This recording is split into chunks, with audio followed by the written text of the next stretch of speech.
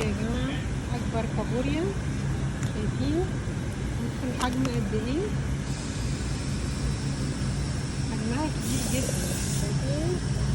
بصوا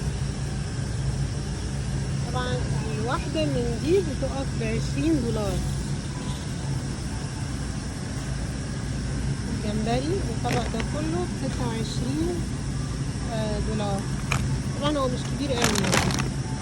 لكن في تاني مجمد حجمه حلو قوي، كبيرة، بصي حجمها حلو قوي ازاي. الكيس ده كله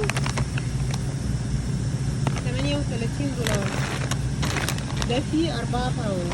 4 باوند يعني كيلو شوية كده يعني.